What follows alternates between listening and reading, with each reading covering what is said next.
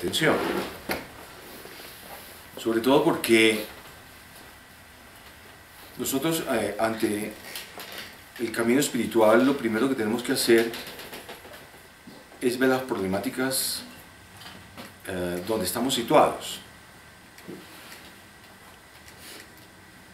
El ser humano siempre tiene que verse a sí mismo, dónde se está desarrollando, cómo se está desarrollando y qué precisamente son estos impedimentos que se han antepuesto para que ese desarrollo espiritual pues no suceda. Y tenemos bastantes problemas, muchos problemas. Cuando el hombre espiritual, con su sensibilidad, quiere cuestionarse, ubicarse, lo primero que tiene que hacer es hacer un stop. Ese stop es ver qué acontece en su entorno. Acuérdense que la personalidad es medioambiental. Parte de la personalidad es endógena, pero un mayor porcentaje de esa personalidad es lo que usted permite de la energía ambiental que entre a usted y genere códigos comportamentales.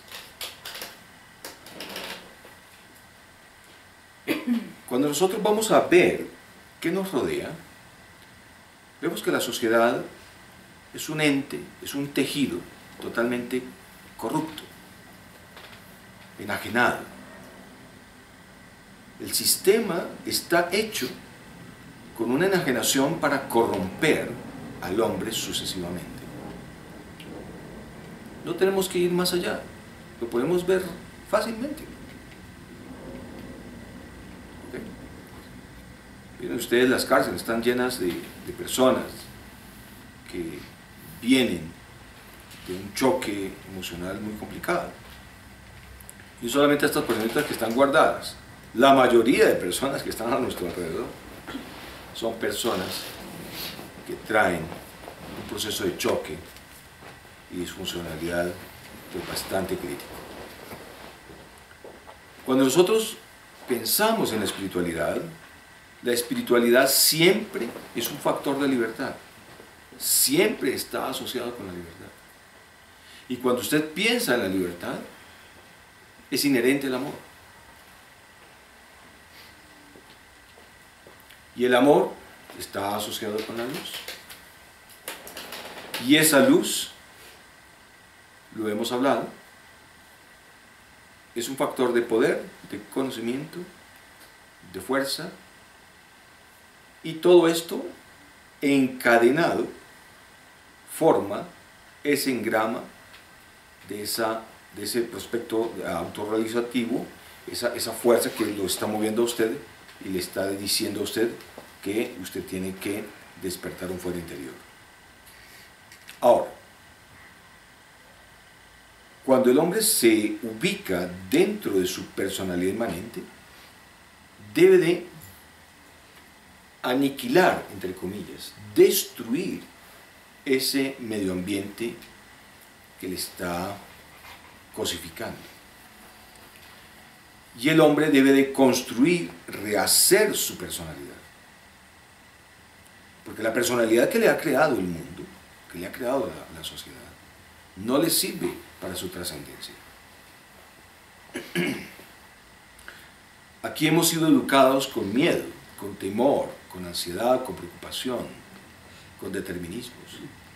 Nuestra personalidad social está hecha de miedos, de temores, de colapsos, de enfermedad. Y eso definitivamente pues nos hace ser unos borregos para que nosotros seamos serviles a este sistema. Entonces lo primero que tenemos que hacer es aniquilar el sistema. Y la mejor forma de aniquilar el sistema pues no es ir allá como los señores de las FARC a tirar bala y a matar a la gente, ¿no? Ese no es el método. Vamos a hacer una revolución. Y como decía Krishnamurti, esta revolución es del revolucionarse.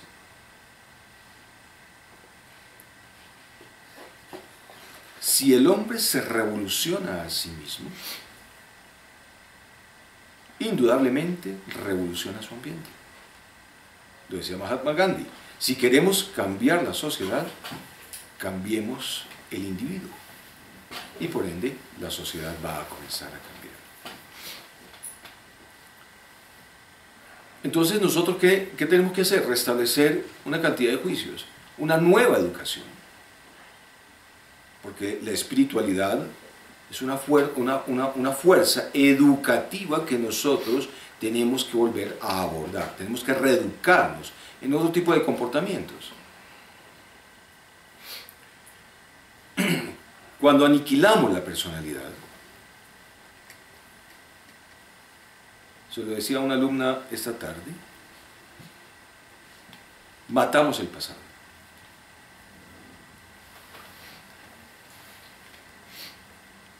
Cuando nosotros colapsamos ese pasado, borramos nuestra historia personal.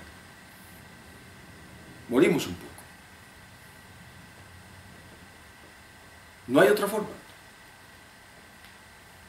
Inmediatamente, si matamos el pasado, las expectativas del futuro también se borran. Deja de existir el futuro. No se asusten. Es indudable que solamente queda el presente. Y el presente es un evento gradual que se va resumiendo más y más hasta el colapso. Y es claro que cuando el hombre sujeta su presente, entra en un vacío. Entra en un colapso. Es una caída vertical hacia el vacío, hacia la nada. Eso también se llama inmanencia. No hay tiempo-espacio. En el presente no hay tiempo-espacio. No hay conceptos. No hay ideales. No hay pensamientos. Por eso ustedes ven que un santo, cuando sujeta su presente, está inmerso en la unidad. Y eso es perjudicial. Eso es perjudicial para la vida, porque ya la persona, su vida, se va reduciendo, y se va reduciendo de tal punto que esa persona hay que cuidarla, porque se vuelve un niño. Porque la mente es pasado y es futuro. ¿Y qué es presente? La conciencia. Entonces se va colapsando ese pasado y ese futuro, que es mente, y gradualmente esto se vuelve una unidad de conciencia. Pero entonces fíjense ustedes ahí qué ocurre con la personalidad. También se colapsa. Tenemos entonces que recrear, en la medida de ese colapso, una nueva forma de comportamientos. Por eso estamos naciendo de nuevo otra vez. Y tenemos temor cuando comenzamos a morir, tenemos mucho temor. Porque comenzamos a desrealizar el medio ambiente. Y construimos una burbuja ambiental, porque como en la medida que vamos sujetándonos al presente, nos vamos volviendo creadores. Y de forma inmediata, ese entorno va a ser un reflejo de nuestra creación. Es cuando el gusanito hace un capullito y esa es su casita. Hacemos un capullo.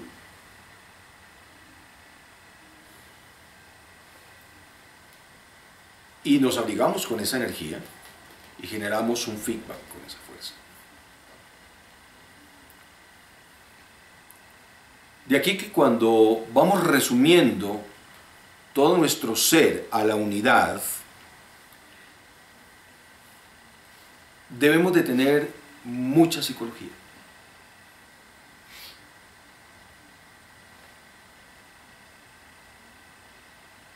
Mucha inteligencia. Mi santo maestro decía que aquel que aborda el camino de la iluminación debe de ser muy inteligente, muy inquisitivo. Porque lo primero que usted se va a enfrentar es a su locura. Aquí hay un equilibrio aparente, espacio, tiempo, futuro, pasado, y esto es una mente. Y usted lo que hace con esa mente es generar un equilibrio. Pero imagínese donde la mente comience a generar problemáticas y desequilibrios. ¿Qué es lo primero que usted va a sentir? Una locura.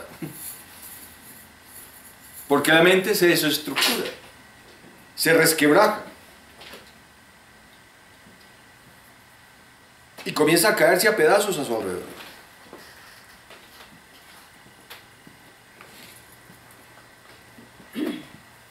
Por eso los santos se enfrentan a estados esquizoides. Los santos se enfrentan a estados paranoides, psicopatologías. Claro, ustedes me pueden decir entonces la santidad es una forma de locura. Yo les diría que sí. Pero es una locura coherente. No es fácil entender ese término. Es una locura coherente. Pues yo no diría tampoco patológica, pues, que no se pueda administrar la cordura allí o el equilibrio allí. Claro, la idea es precisamente administrar esa locura, para no desquiciarse totalmente. El santo entonces tiene que crear dos realidades, porque tiene que estar acá y tiene que estar allá. Porque tiene que hacer una función social. Él debe de enseñar, él debe de proyectar para hacer una senda y un camino de los que están bien, de los que vienen precisamente caminando y vienen buscando una realidad, esa realidad última del ser.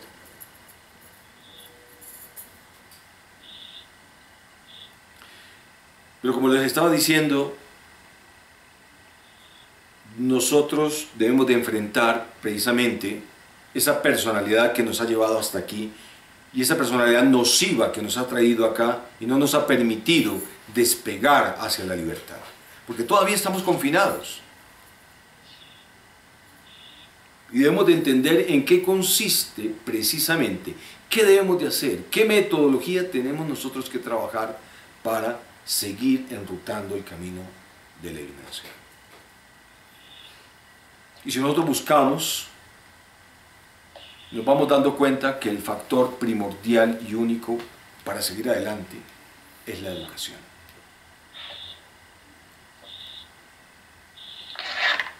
Tenemos entonces que hacer un camino educativo óptimo y construir un camino autorrealizativo con ese modelo de la educación para poder develar el ser. Pero entonces cuando nosotros vamos a ver la educación de este sistema donde fuimos concebidos, vamos a ver que tiene una cantidad de vicios. Entonces vamos a discutir precisamente hoy cuáles vicios tiene este sistema educativo. ¿Ok?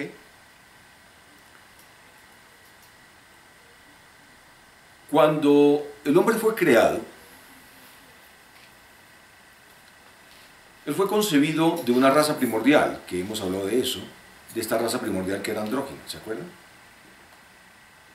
Y esta raza primordial sirvió de base para crear esta estructura hoy en día y estos creadores de estos nuevos modelos humanos dividieron al hombre, a esta raza primordial, en dos, macho y hembra. Por eso el macho busca a la hembra algo que no tiene y la hembra busca al macho de algo que ella no tiene en su naturaleza. Y cuando sexualmente se complementan el macho y la hembra, conquistan una androgenidad. Y por eso la cópula es lo más semejante a Dios. Y por eso decimos también que la familia es lo más cercano a Dios, porque la familia emula, ¿sí?, ese primer principio de macho-hembra juntos, evocando la presencia de ese andrógeno primordial. Pero esto, aún así, en muchas razas, en muchas especies, y no solamente la especie humana, han habido muchas disputas.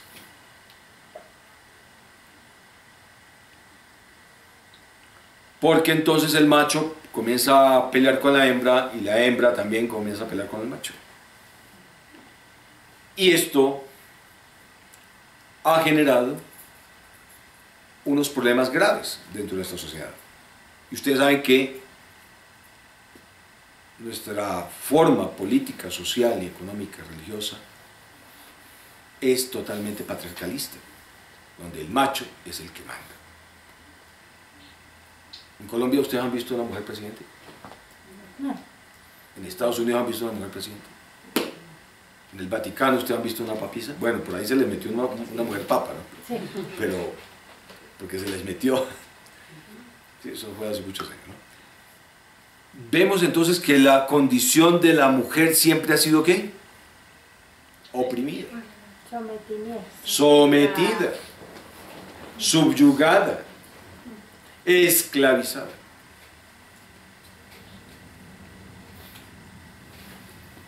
Las fuerzas oscuras han querido eso, que la fuerza femenina y la masculina tengan una mayor dicotomía, ¿cierto? Evitando precisamente que el masculino y el femenino sean ¿qué? Una sola unidad. Entonces las sociedades patriarcalistas generan siempre pugna. ¿Quiénes van a la guerra? Los hombres. ¿Quiénes determinan la guerra? Los hombres. Si esto fuera dirigido por mujeres, seguramente no tendríamos guerras. Porque las mujeres, por lo general, no tienen tendencia a la disputa.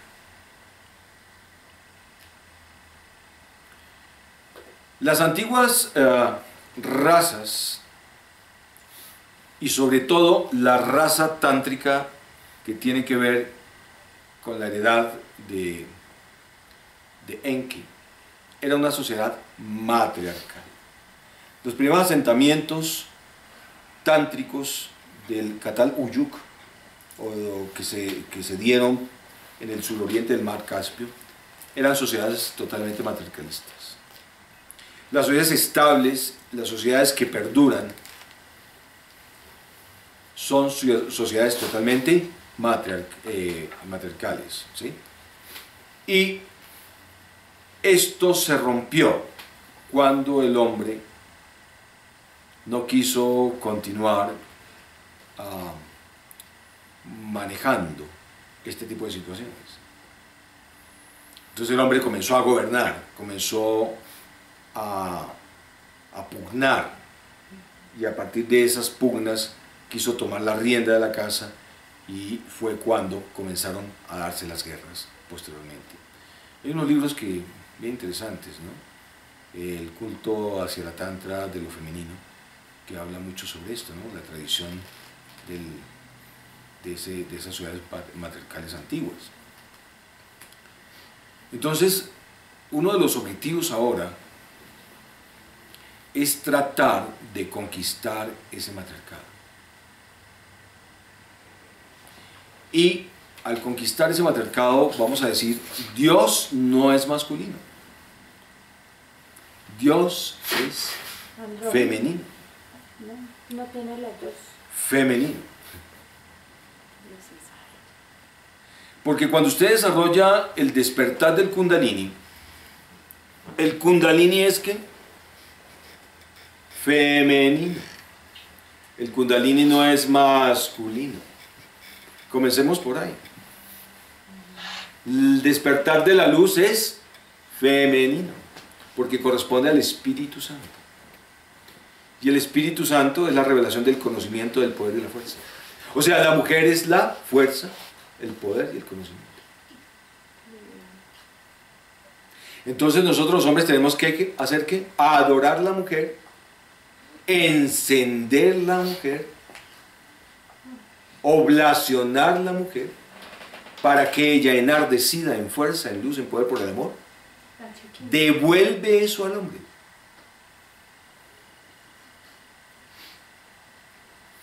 Y esto no es al contrario. ¿Sí?